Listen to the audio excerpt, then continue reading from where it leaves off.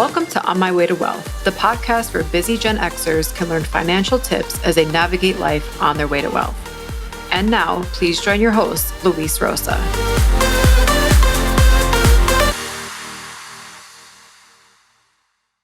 Hello, everyone. Welcome to another episode of On My Way to Wealth. My name is Luis, and I'm your host. Today, I have an actual good friend of mine, Jonathan Wong. He's the founder of Layari Financial, which is a fee-only financial planning and investment management firm. He's a certified financial planner, and he works with growing families, business owners, and high-level executives.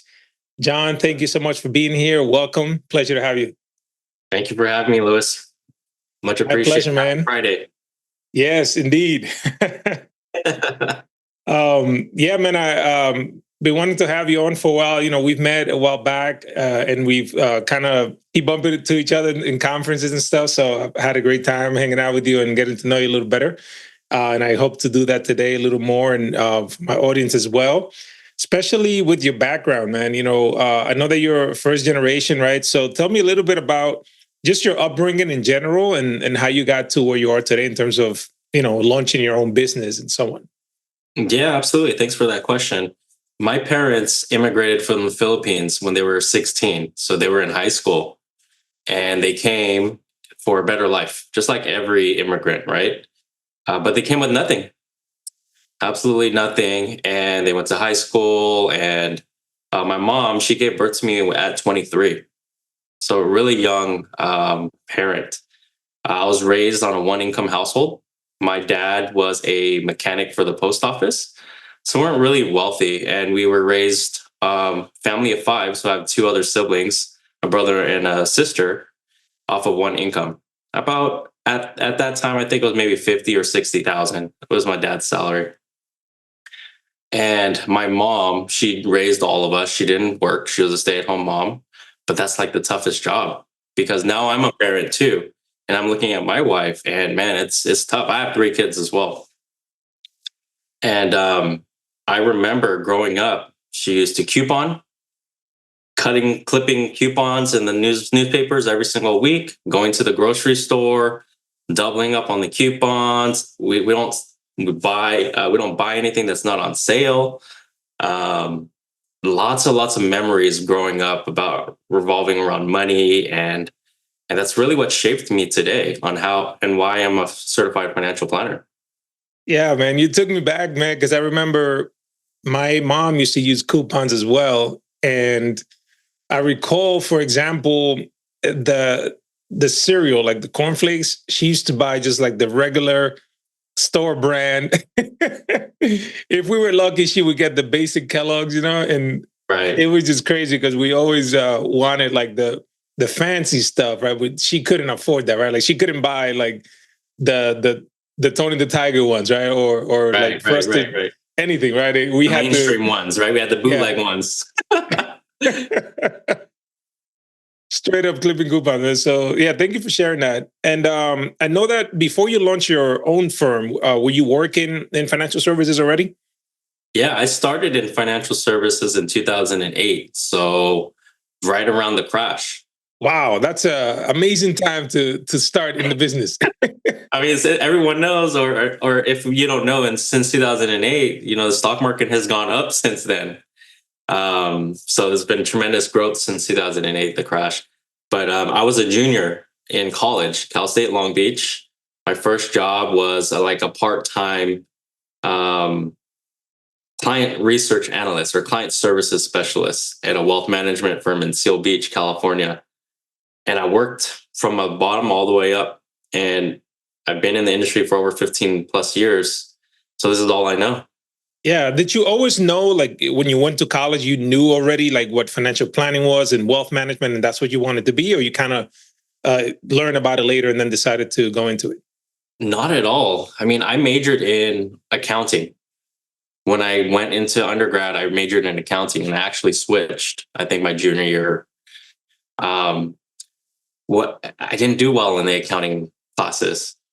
And looking at it, I'm more fitted for finance because accounting is more looking at financial records, looking at the back, preparing stuff.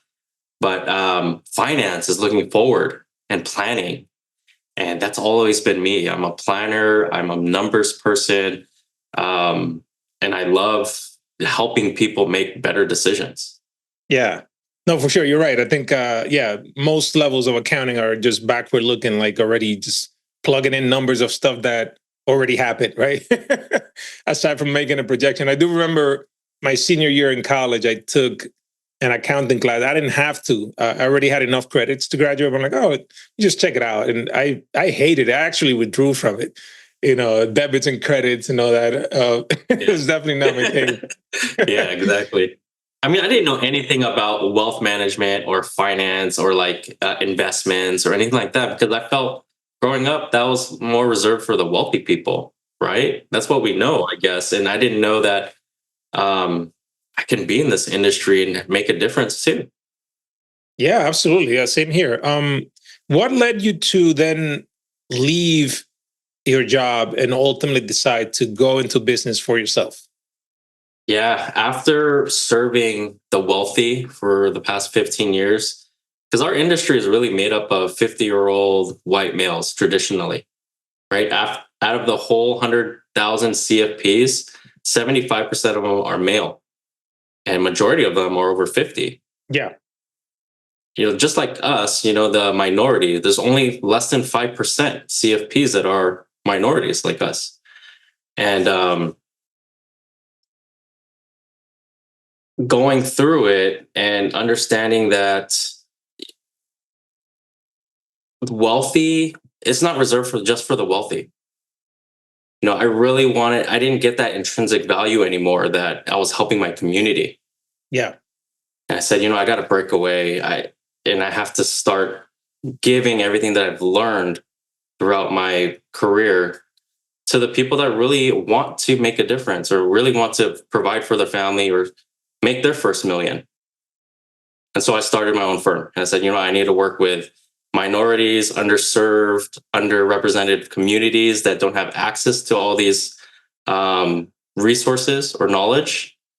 And I want to act as a liaison, showing them that there's someone that looks like them that can give advice, just like the wealthy people. Yeah. Representation matters. Absolutely. Tell me about the origin for the name of your firm. Yeah, it took a long time to name my firm. So my firm is Modern Wealth Planning LLC. And I was like, that's so generic. I need to be unique in this industry and I want to be different.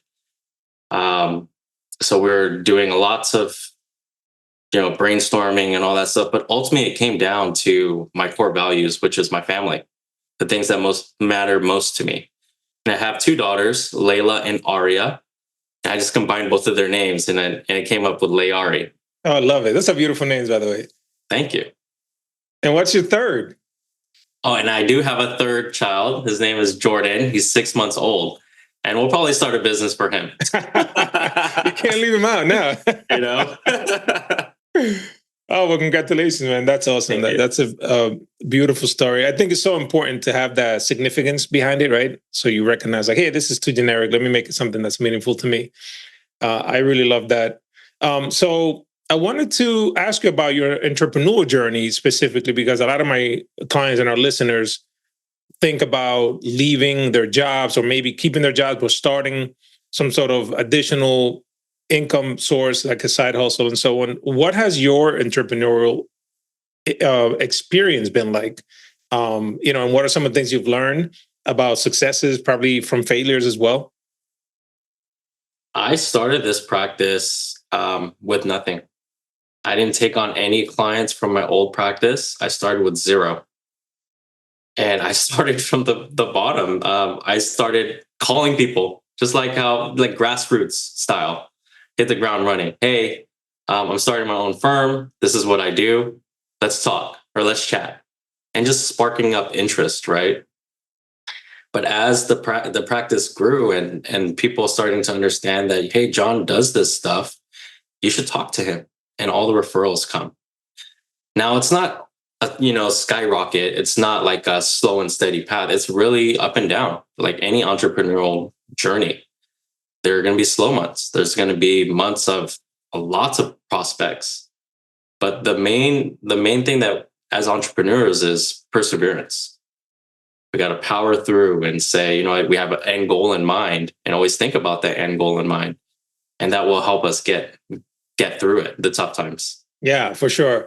So speaking of tough times, did you have times where you kind of second guess yourself and be like, what the hell am I doing? Should I just go back and get a job again? Always. I mean, and that's the thing. That's the plan B, right? The biggest thing holding me back from starting my firm was fear. And for myself, like I was holding myself back. And I go through this quote that, that everything that you wanted and dreamed of is on the other side of fear. So once you get past that, then it's still scary, every single day. We don't know if there's going to be food on the table.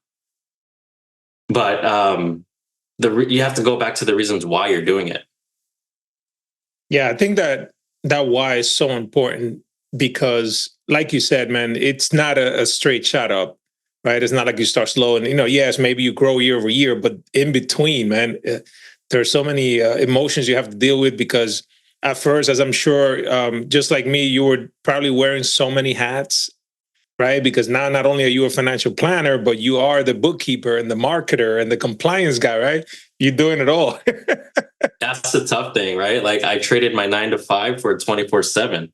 Yeah. That's the tough thing. Like I am truly wearing every single hat. When coming from a larger firm, all the roles are divided. There's a person preparing your financial plans, a person that's preparing for your meetings, someone's doing compliance, someone's doing the HR stuff. I'm doing everything. And that's where all the time comes. Like, it's not me just meeting with clients and giving advice. It's everything in between. Yeah. And I think that's one of the major challenges of growing your own practice because the running the business part takes you away from being the advisor that you set out to be in the first place, right? And helping people, which is ultimately the goal, man. So I feel you in that one, man. I wanted to talk about some of your early money memories, right? So you talked about remembering your mom clipping coupons. I wanted to ask specifically about the mindset that you see with some clients that you help like get to their first million, where like in my case, for example, I've noticed there is a mindset that needs to be obtained if it isn't already there, because I came from the Dominican Republic as so immigrant myself with my family, and we kind of came from just the mindset would just survive, right? Just do enough to have a roof over your head, food on the table, right? But then eventually, then you want to get to thriving mode, So what are some of the challenges that you see with some of the clients, or even that you see within yourself and your family, in terms of mindset, that coming from that background to then, hey, it's okay to be wealthy and strive for it? It's interesting because I do specialize in 30 and 40-year-olds, the Henrys, the high earners, not rich yet.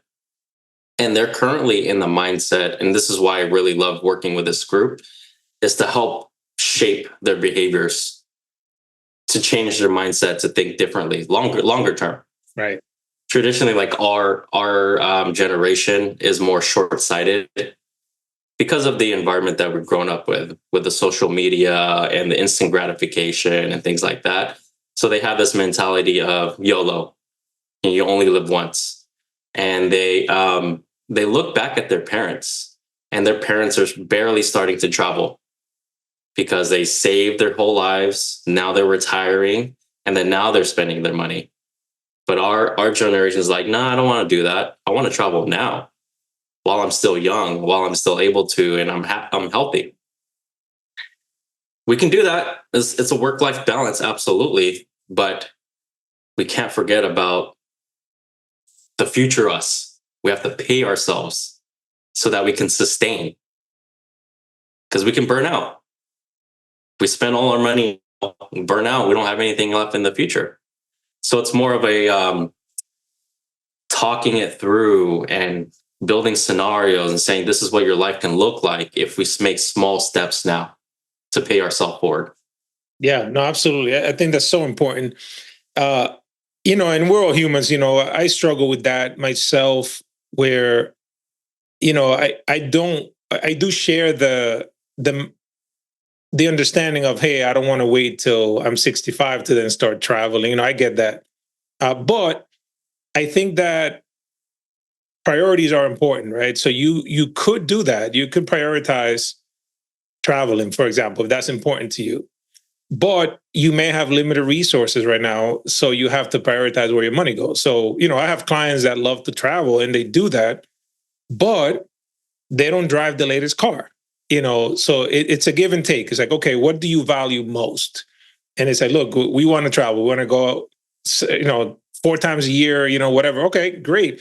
You could put that in the budget, and that's okay. So I think there's a lot of misconception too, as far as like what financial planners do. It's not us saying like, oh, you got to save, save, save, save, save. There's got to be a balance. There's got to be some happiness involved. But we help you with your resources and your values and say, all right, so maybe you're going to travel, but maybe you're not going to drive, have 2 cars parked outside. You can't have your cake and eat it too, Yeah, like. I totally agree 100%. I tell all my clients in our meetings, I'm not the budget police. Like, this is your money. I want you to spend your money on the things that you love to do. Happiness is key, and that's one of your core values. Then yeah, let's do it. On the flip side, we have to make some sacrifices or balancing. Yeah, absolutely. Yeah, I have clients that do a lot of travel. I have clients that do a lot of personal care, but they're also maxing out the 401k, right? So there's that. Okay, I'm going to pay myself now. I'm going to pay myself later, like you say. And I think there's some core principles that could be embedded. Some behaviors. What are some of the things that you recommend clients do? Things like you said, paying yourself first. Automated finances, things like that. Is there any others that you typically say, hey, this is a good, at least, structure to begin with? Yeah, it's all about building the foundation, right? First, we need to, if the income is there, to maximize your savings on the 401k side up until at least the employer match. If we can afford more, and if retirement is important to them, again, back to the values and priorities. If retirement is not important to them and they really don't care about saving for retirement, then I wouldn't recommend maxing their 401k because it's not important to them, right? But just the little things, understanding their cash flow, income and expenses. Is there a surplus or a deficit? If there's a surplus, what should we do with that surplus? Should some of it go to emergency funds? Should some of it go to the travel fund? Maybe we have kids, so we start saving for kids' education, whatever their priorities are.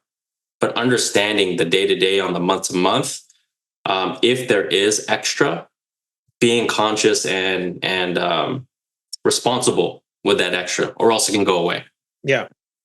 Yeah. And I think I like what you're saying, about being intentional, because very often I meet with people that make good money, like the clients you're working with are high earners, but have zero idea where that money is going because there's no form of tracking it, and like you said, we're not the budget police, but it's good to have an idea of what's coming in and what's going out, because if there is a surplus, you want to allocate those funds towards those priorities that you want: travel, kids, retirement, whatever those might be, right? I think it's really key to just be aware. Like, self-awareness is key, because money is just such a sensitive subject and taboo, and it's scary. Could be scary. A lot of people sweep the money conversations under the rug and they don't look at it. But the more you look at it, the more that you're aware, the better you can be comfortable with the financial decisions that you're making. Yeah, 100% agree. Now, let's say people have a surplus, right? A lot of people, especially that are younger or newer, the first ones in their families to have like the nice job with the surplus income and benefits and all that. They don't know where to put their money, right? So, I find myself that a lot of people are then looking to perhaps follow certain trends because they just don't know any better, especially now with social media. So many quote unquote influencers out there, right? Giving influencers, financial influencers. What do they call them? Influencers, right? Influencers, yeah. Man, the stuff I hear online, man, that I'm just like, wow. I mean, people, and they get away with it just because they're not licensed, so there's nobody regulating them, right? Unlike us, that we have something to lose. What are some of the things that you tell people in terms of, again, going back to that foundation, that in terms of investing and things like that? Because there's so much out there, right? People like, oh, crypto and all kinds of stuff. Yeah, foundation number one for sure is build that emergency funds, which is 3 to 6 months living expenses. So that's why we spend a lot of time in understanding how much does it cost you to live, mortgage, car payment, food, groceries, utilities, all that stuff. Let's just say it's an average of 5,000. So we should have at least 15K to 30K in the bank at all times, and put it in a high yield savings account, earning 5%. Yeah, Make your money, right? It's not doing anything, but you should be earning money on that, keeping it safe. And the reason why that's so important, that 3 to 6 months, because it is true, like theory and practice. God forbid you lose your job or something bad happens to you. It may take 3 to 6 months to recover. And you do not want to change your lifestyle at that point and making wrong decisions. yeah. Now, our job as planners is to help our clients avoid mistakes. And also, of course, make the right decisions, but avoid mistakes is key, because if you avoid mistakes, you're that much closer to your goals instead of backwards. Yeah, that is so true. I think avoiding a mistake can have more value than trying to make an extra dollar somewhere in an investment or something, right? Like keeping what you have as the foundation. Like you said, that 3 to 6 months is so important, because a lot of people are one small car accident away or car trouble away from derailing their whole financial lives, putting them in that hole where now they got to borrow from friends or family or credit cards, right? And then it takes that much longer to come out of that hole. So it's important to have that foundation. So I like what you're saying. You're talking about just certain things, like if you are a W-2 employee or employer offers a 401k, see if they offer a match, right? So at the very minimum, take advantage of that, because that is free money, right? You're doubling your money up to that match, right? Basically, because you're getting absolutely. That's a no-brainer that to us, because we're in the industry, but a lot of people don't even realize that. Right. I go through that kind of inventory with my clients, and you'd be surprised how many people aren't even taking advantage of the employer match, which is crazy to me. But it happens, right? So it's kind of like a hierarchy of needs as well, right? So we have to understand if there's debt situations, so credit cards, car loans, understanding the interest rate on those things. So for example, if you have 20K in the bank earning 5%, but you have a $10,000 credit card balance charging you 22%, it makes sense to use some of that money to pay off the credit card and essentially earn 22% of savings right away. Yeah. Rate of return. Yeah, it's insane to me. I've been doing the recent budgets that I've been doing with my clients, and some of them that carry debt. I'm like, it's insane how I've seen 28, 29% on a credit card today. Robbery. Like, that's just crazy to me, right? Crazy. Yeah. So yeah, we come up with strategies like what you mentioned, like, all right, well, let's take a chunk from savings, put it down here. Let's explore other options like a 0% APR card for 18 months, and then come up with a plan to pay that off before the APR kicks in. That's right. Yeah, I mean, it could even be a 401k loan sometimes if it comes to that, right? And even with a 401k loan, like we're paying ourselves an interest, which is fine. Yeah. Yeah, I always tell people, at least you're paying yourself back, right? There is a small little caveat, I guess, but that's me overanalyzing it probably as a financial planner, where you're paying back the loan with after-tax dollars, so you kind of double taxing yourself on that little portion on the interest part. But and plus, we're taking money out of the market, so it's losing, opportunity costs. I know we can get nerdy with it, We can get nerdy, right? But let's not bore the crap out of our audience today. Yeah. Yeah, no, I appreciate that, man. You had mentioned instant gratification earlier, and sometimes, I tell people, like, it isn't necessarily like an adventurous or sexy thing to be saving for the long term, right? Like it shouldn't be something that you're like super like seeing results right away. One of my clients the other day actually told me that she read somewhere that consistency compounds, and she was talking about health. She's a doctor, but I was like, it's so true. Like you can apply that to working out, right? So like if you're eating healthy and you're working out, maybe you won't see results in a week or a month, but they'll come, right? And Mm-hmm. same thing here, man. You're putting 10% of your paycheck, 12% slowly to your 401k plus the match. I mean, next thing you know, man, like you're gonna start seeing those results. It's the small wins. It's the things that we don't see on the day to day, but it adds up. Truly. I have a client, actually, we do the net worth tracking, right? On Monarch Money. It's a really great budgeting app. If you should check it out. Okay. But my clients are obsessed with seeing their net worth grow because they want to get to that $1 million. Like I always, and that's their goal, right? I mean, it is nice to see the $1 million, but they're like, John, we're almost there. We're going to keep on saving. And it's just that small thing that they want. And they know that the things that they can control that by making small shifts in their day-to-days. Yeah. And I like something you said too about celebrating small wins, because I think those things keep you motivated. Because sometimes, yeah, it's a long road to reach a goal. Like, there's a lot of people struggling to buy a house right now, right? Because interest rates are high and prices haven't dropped to what they were before the pandemic either. So it's not the greatest time if you're looking to buy a house right now in some ways from an affordability standpoint. But you can celebrate the small wins, right? As you hit certain milestones, like, hey, we're saving towards the down payment. We hit, we're 38% of the way there. Like, celebrate that, man. Go out to dinner, like do something, I think that's right? super important because it motivates you even more. Like, you don't want to just keep on doing something and not see any small results, right? Just like working out. You can work out for 3 months and you can check your biceps or you can check your weight and you're like, oh man, I lost 3 pounds or 5 pounds. I'm going to keep on going and hit my goal, right? Yeah, absolutely.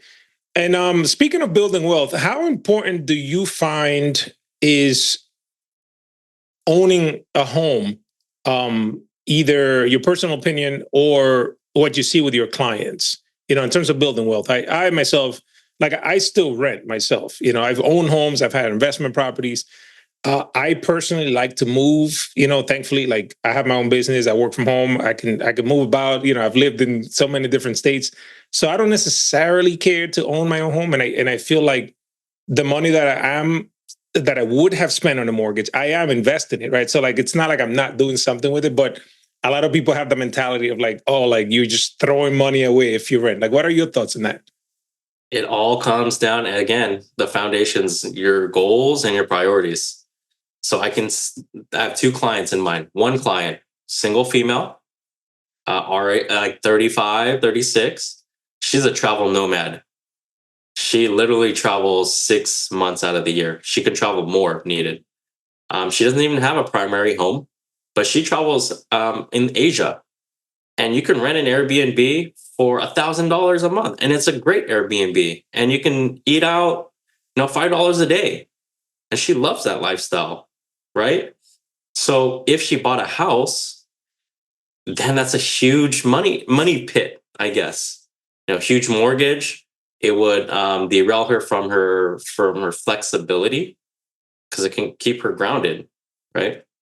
So if you value flexibility, maybe owning a house may not be appropriate for you. If you want to rent and be flexible and go different places and not necessarily caring about being in one place, renting is totally fine. So I'm in both camps, renting or buying a house, whatever's appropriate for you. For me personally, I have my own home. And the reason why is because I have a family. I'm raising 3 kids. I want them to have a backyard. We have schools around here. School district, right? You care about school stuff districts, like right? So, owning a home for me is important because I want to build that foundation for them. And I don't want to move around here and there. But that's just me. Yeah, I like that because it goes beyond the numbers. I think from a numbers perspective, we can make the case for either, right? Whether right. Absolutely. Owning a home or investing in the stock market, et cetera. We could be here all day running scenarios, but I like how you frame it because it goes beyond just the numbers. Lifestyle is such a big factor in it, so there's no really right or wrong answer in this case, and it's also what you do with the resources that you have, right? somebody told me once that when you rent, typically your housing expense, the rent amount is the top number, right? Because you pay your rent and that's it. Like something breaks, the landlord or management office has to take care of it, right?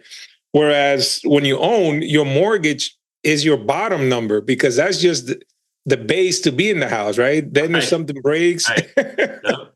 landscaping, whatever, like that's on you, right?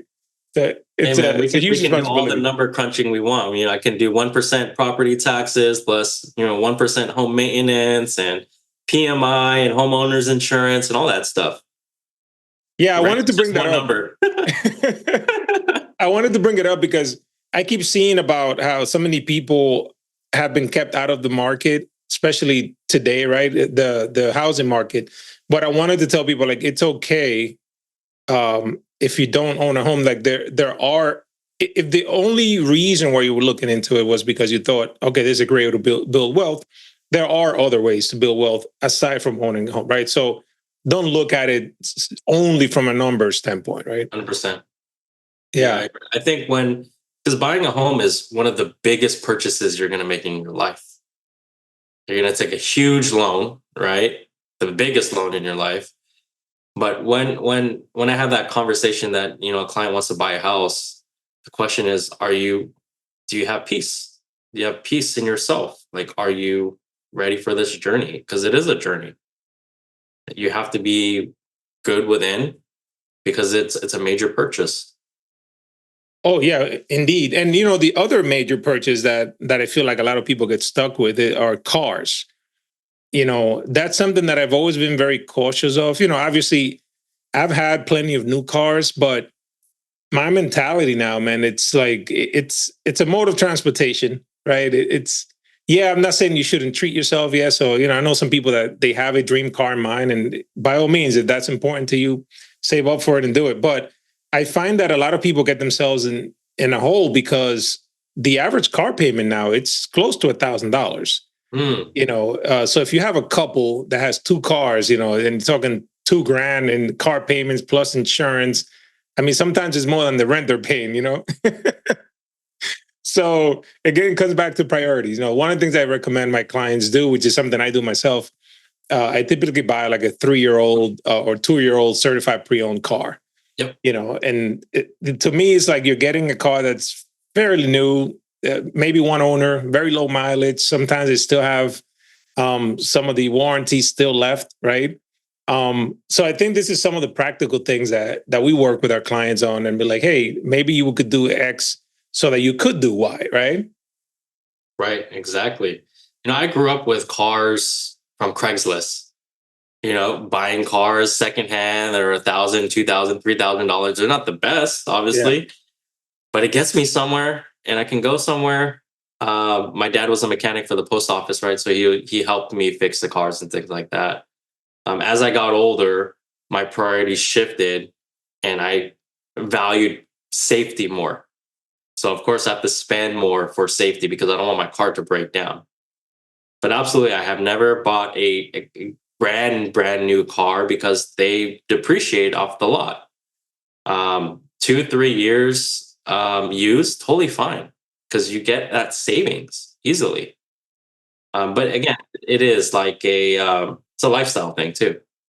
Yeah, the average car loses over 40%, I read the other day, in the first 5 years. So you're talking like almost half the value gone. So it's definitely not an investment. It's a depreciation asset, right? So if you want to build wealth, buying a car is not the way to go. I agree. I guess it 100%. depends on what car, right? There's some cars that are exotic in that sense. Right. Some are maybe if you're buying a classic or something, but other than that, like your average car, everything has become so disposable nowadays. Like you don't keep things for long, right? Your phone seems like I'm one of those people. Like I don't even trade my phone in every year. I have my phone for like a good 4 years, so I'm always behind the latest tech. I don't. Right. Exactly. Just because those things aren't important to me, right? Exactly. I prioritize other things. I'm more into experiences, than I am into like the physical things. And I think that's what's shifting with the older generation to this generation is that we value experiences, and our moms and dads, that their whole mentality was work one job, buy a house, pay it off before you retire, and you're good. Our generation now is more of like, hey, I want to experience things. The house is not super important to me. I want to rent because I want to travel and I want to eat good food. Um, all these music festivals and just experiences is key. Yeah. And then, speaking of the new generation, what are some things that you're seeing in terms of that generational wealth building? Like, say, in your case, right, you're first generation, but now you have three kids, right? And what are some of those things that you recommend that people do to set their family up for that success in the future where they can keep this going, right? So actually things get better for the next generation and so on. I think the key part of this continuing the generational wealth transferring is education. It's not necessarily doing everything for my kids, it's teaching them about money because no one taught me about money. I had to learn it through traditional school, right? I mean, I looked at my parents, they were the main people that I looked up to about money stuff. But if we're intentional with teaching principles about money, why we save, why we spend money on the things that we spend on, what our lives could look like if we do the different things now, that gives them more context and more meat on the bones per se. Yeah. And that's when they can start connecting the dots about what they want their lives to look like. Yeah, and you said something key that it's not doing everything for your kids. You're, just like that old saying about teaching a person how to fish versus giving them the fish, right? It's just teaching them those principles. I think is so important from a young age, man. Like allowance management, man. You start them young. Absolutely, like chores.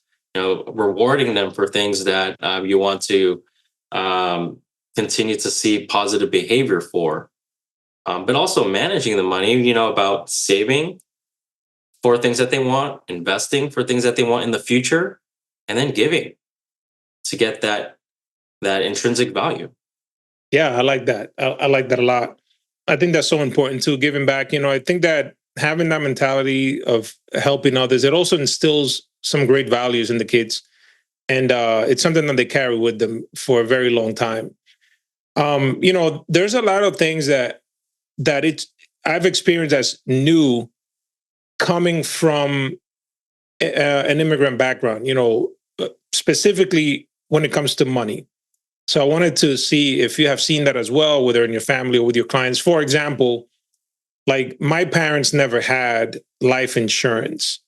They worked all their lives when they came here to the US, worked in factories and things like that. They didn't have a 401k insurance. They never owned a car. I mean, nothing like that. But we're the first ones now to get jobs that offer 401ks. And, my siblings have kids and everything's so different. Like I think some things were simpler back in the Dominican Republic. But now it's like, no, you should have life insurance, right? Like there's certain things you should look at if you have kids, right? They're young, having a will, for example, to designate a legal guardian, God forbid. There's a lot of conversations that I didn't partake in growing up. They just weren't being had. But now it's like looking forward, it's like these things should be happening. And I want to, like you were saying, educate the clients to help them set themselves up. Again, goes back to foundation, right? Well, the difference between the previous generation and us is that the information or the technology about sharing information is much more greater, right? So we have information at our fingertips now. Google this. I have 3 kids, Chat GPT. I have 3 kids. I have a house. Should I get life insurance? It can give us an answer. It may or may not be right. We don't know. That's professional, of course. But no one taught them either, again, about the surviving versus thriving. They came here and they were just trying to provide for their family. They weren't thinking about the future or how to get life insurance or 401k or saving for education, any of that. My parents didn't save for my education. And I don't hold that against them because they didn't know they had to, or maybe they didn't have the resources or anything like that. But now I know that I can go out and read about this stuff or find the different resources to help families make those decisions about what the best way to save for education, if there's financial aid, scholarships, grants, all those things.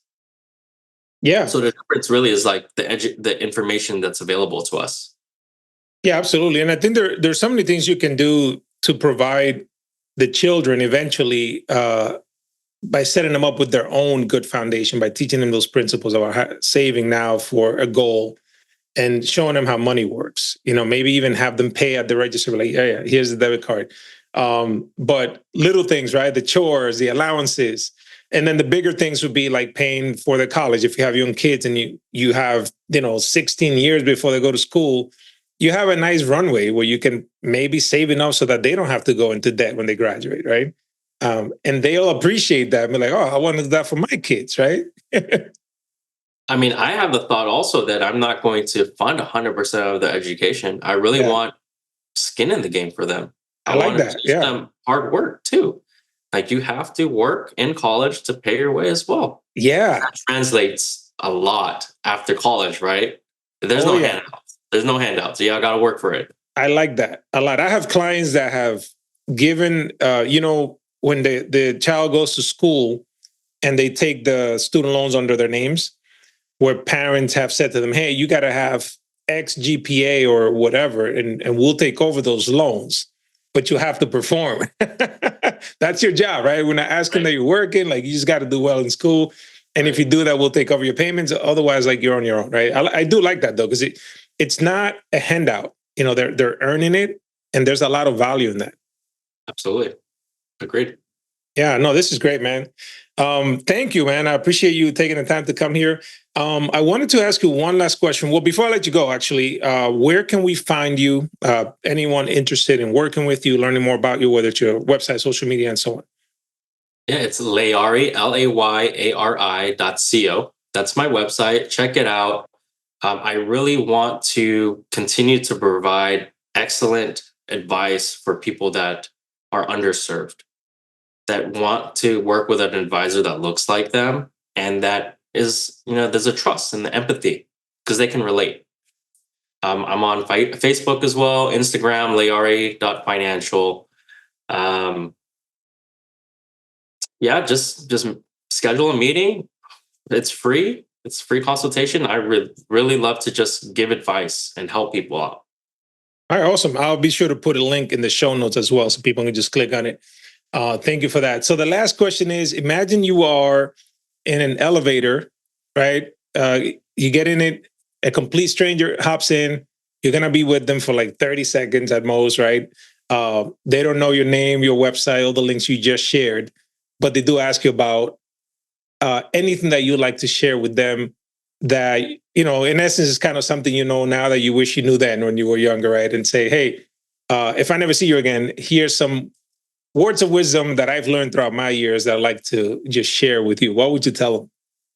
Oh, that's a great question. I think if I wanted to share anything with another person, is just to believe in yourself, trust in your gut, and keep on going and follow whatever your goals are and dreams are. You're holding yourself back, because I'm speaking from experience. I was holding myself back. I should have started my business a long time ago, but I was scared. And I would just tell someone that whatever fears or whatever reservations that they have, it's better on the other side. I love that. Yeah, I think sometimes people make the unknown a lot worse than it truly is, and it's understandable. I've been there myself too. And like you said, sometimes there are very few things that can be undone or allow you the opportunity to pivot, right?